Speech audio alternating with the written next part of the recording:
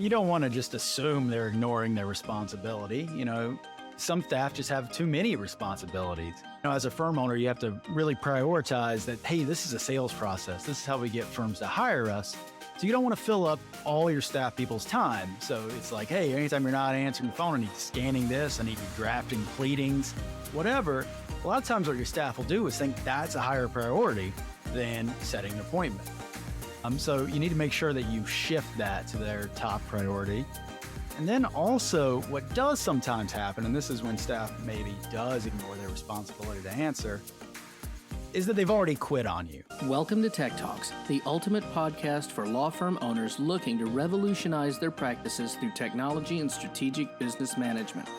Brought to you by 4Eyes Systems, your trusted partner in creating custom software solutions and reports to ensure that everything works together seamlessly to drive your firm's success. Each week, your hosts, Rusty and Sam, will dive into the world of law firm operations, exploring how you can leverage technology to streamline your intake and phone systems, improve your case management workflow, and maximize the potential of custom software solutions and insightful reporting. From working with hundreds of law firms across the country, we understand the unique challenges faced by law firms today.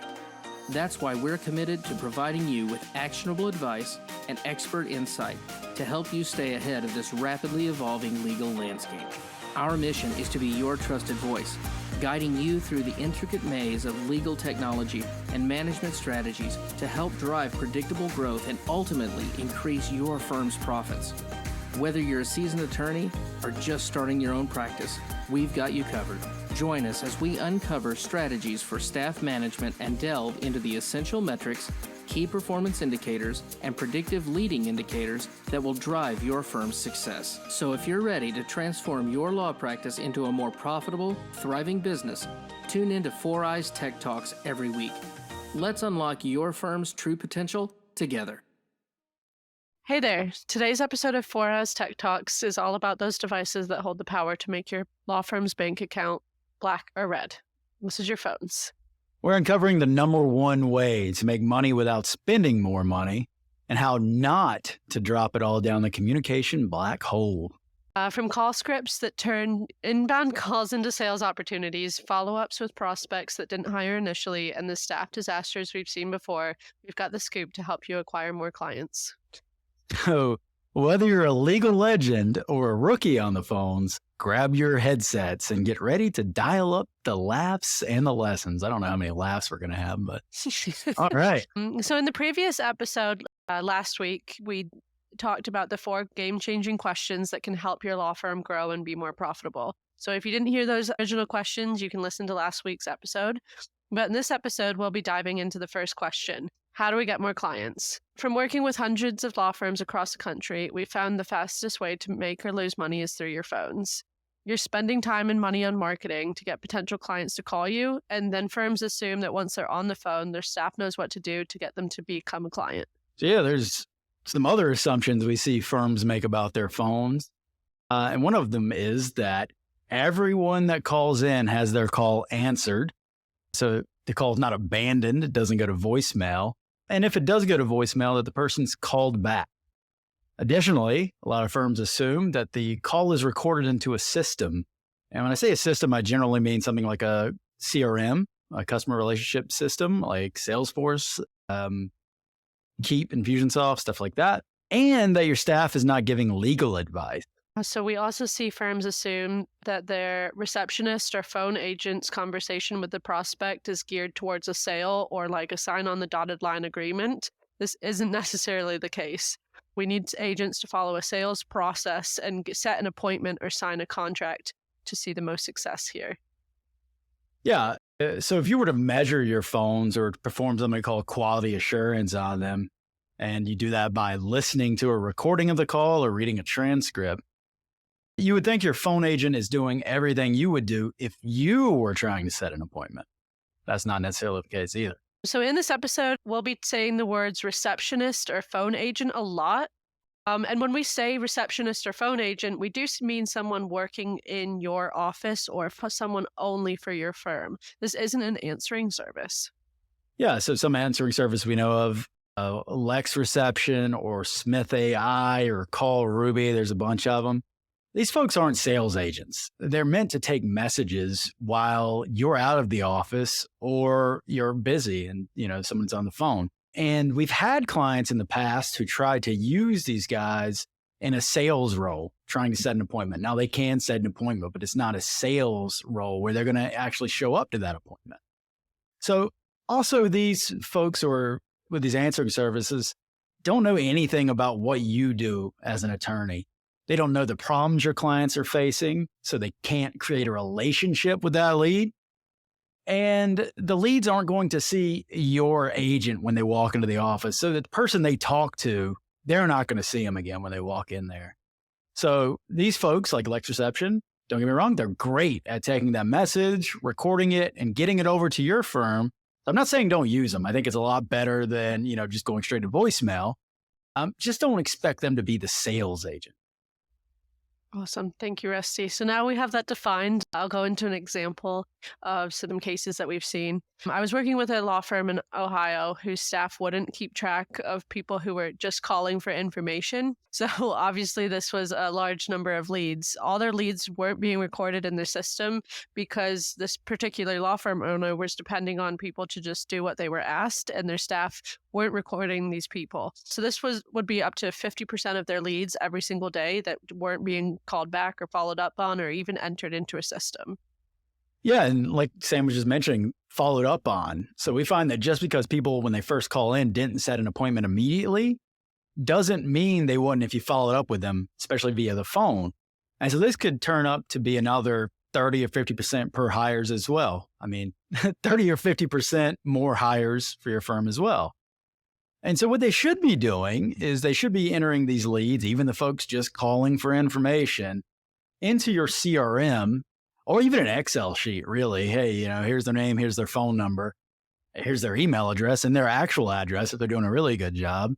So another thing that we see all the time with firms is that they know that they're getting calls, but they're unsure of how many abandon. And I want to define abandon as somebody hanging up before somebody answers. So if people are calling you and they are abandoning, you're unsure if you're understaffed or if staff are just ignoring their responsibility to answer. Yeah, and you don't want to just assume they're ignoring their responsibility. Some staff just have too many responsibilities. As a firm owner, you have to really prioritize that, hey, this is a sales process. This is how we get firms to hire us. So you don't want to fill up all your staff people's time. So it's like, hey, anytime you're not answering the phone, I need you scanning this, I need you drafting pleadings, whatever. A lot of times what your staff will do is think that's a higher priority than setting an appointment. So you need to make sure that you shift that to their top priority. And then also what does sometimes happen, and this is when staff maybe does ignore their responsibility to answer, is that they've already quit on you, right? We find that most firms or most phone agents have about a 6-month rule at most before they get burnout on the phones and they just can't do it anymore. And so speaking of staff and what they're doing on the phones, a lot of times we see firms that have no idea what their employees are doing on the phone calls or why they're losing potential calls. So some of the recommendations we have here is having a voice over IP phone system and making sure that you're recording those calls. That way somebody can go through, listen to any incoming calls or hopefully outbound calls that your agents are making and then scoring them from there. So we do have a 15-point scorecard and we'll attach it into the notes of this episode. But this goes through an 11-step process of what somebody should be doing or what we recommend somebody should be doing on the phones to kind of convert them into setting an appointment. Yeah. And so we have that scorecard, we have that 11-step process because staff sometimes miss setting appointments because they're handling each call differently. So one of the things we try to implement are scripts, call scripts that are geared to be part of a sales process, geared to get the person that's calling in to set an appointment. So one of the things we talked about in the past was a book called The Checklist Manifesto by Atul Gawande. And actually, Bert gave a presentation on this, when we first got started. So we'll try to put that up there on the podcast thing as well, so you can make that connection. But they found that, and these are doctors, surgeons, there were a lot of complications from different surgeries. And they found that if they implemented a checklist of the different things that they needed to do prior to surgery, during surgery, and after surgery, the number of complications went down significantly. So what we try to do with phone scripts is something very similar. We want to make sure we have a standard process that is geared to making them set appointments. And so the way that we do that and the way that we measure that is we want to look at their set rate. Of all the people that have called in who we identified them as leads, people that you could help, how many of them set an appointment? And so you're just doing the division there, you get a percentage, and that's how you're going to measure it. And then we break that up into things called in pipeline and out of pipeline. So your in pipeline, this is the folks who call that first time. If it was perfect, they'd call in, they set an appointment, they show up, they hire. So generally what we see as far as a set rate for those in pipeline calls is at least 50% is what you want to shoot for. It can be as high as 80%. We've seen people get that kind of success. Those out of pipeline ones, those people that didn't set an appointment when they first called in, or they didn't show up to their appointment, or for whatever reason didn't hire, we find that if you call them back, somewhere between 30 to 50% of those folks are going to answer. We'll get into a little bit more about those next as we talk about outbound dials. Definitely. So outbound dials are to your unconverted leads, or as Rusty mentioned, the out of pipeline. So people that didn't show up to their appointment or then hire you. So I did work with a law firm in Virginia that actually shut off all of their marketing right when COVID hit, which I do not recommend, by the way, but that's a different story. But they kept their law firm going just by reaching out to these unconverted leads that they previously weren't reaching out for. So they turned off their marketing for about 2 months and kept getting their goal number of hires from just outbound calls to people who had already reached out to them and hadn't converted previously. So how do you do that? Normally with rules of engagement, and this is to either buy, die, or unsubscribe. So Richard James, again, has kind of coined that to calling these people back. So normally we're recommending at least 50 to 80 outbound dials per day per phone agent, and then calling them 3 times in that first day. So normally, if you're a level 2 or level 3 firm, you have staff that are dedicated to making these outbound dials. And this is the point where you would be setting these goals for each agent. So new leads like your web form submissions or lead sources like Nolo need to be reached out to as well. And this would go into that 50 to 80 outbound dials per day per agent. Yeah, and these are the folks that you want to make sure get called back really, really quickly. We find that if you can get them back within 5 minutes, they're much more likely to answer. But you also want to try to get them 3 times in that first day, because during that first day is the day where their, what we'll call their pain is the most, where they really wanted to reach out to you and talk to you. So if you get up with them that day, they're more likely to engage. We also find that when you are dialing these people, these outbound calls, making these outbound calls, sometimes between 18%, I would say, is the standard. You're going to have about 18% of the people you call answer the phone, and you're killing it if 30% of those people answer the phone. But one thing that we do find is that people game this system. So like Sam was saying, 60 to 80 calls, 50 to 80 calls, something like that is the number of outbound dials you're looking for. So I worked with a firm in New Jersey who had a phone agent. Their job was to make outbound calls. They actually did look at it very regularly and see how many outbound calls they were dialing or making, but they were gaming the system.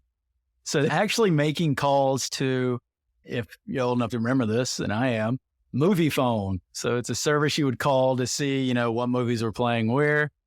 And so that's what they do. They just call Movie Phone, pretend like they were calling a client.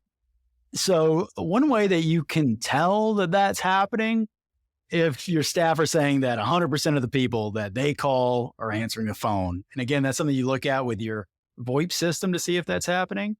But also you think they might be gaming the system if they're saying only like 5% of the folks that they're calling are answering the phone.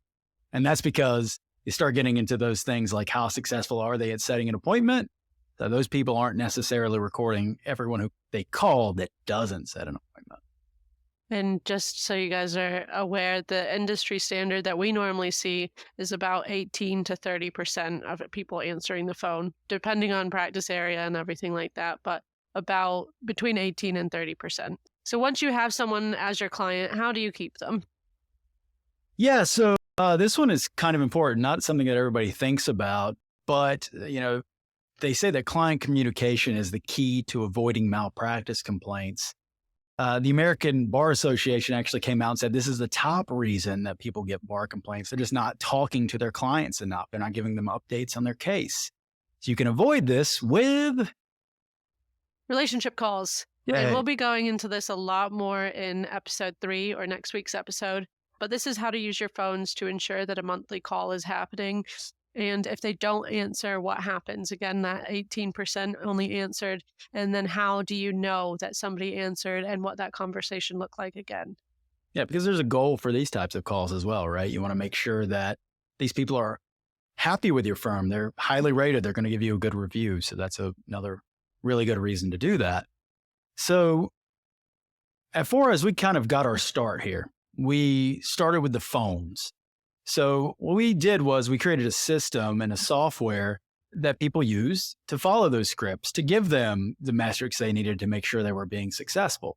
So like Sam said, we'll be diving into how to use your phones to best maintain that consistent contact with clients and how you can generate more revenue by doing so in the next episode, which will be about. So next week's episode will be about making more money and how to get profitable for your law firm. So you can see all of the show notes from today's episode, as well as more episodes on foureyes.com/podcast. Or if you'd like to submit some questions, we might talk about them in future episodes or provide some more resources to answer them. Or lastly, you could hire us and we will do it for you and come up with a solution that way. Thank you for listening to this episode of the 4 Eyes Tech Talks. I hope you learned some actionable strategies to attract more clients and grow your law firm. Remember, consistent small wins over time lead to massive growth. Try implementing just one tactic from this episode and see how it goes. We'll be back next week with more strategies to take your law firm to the next level.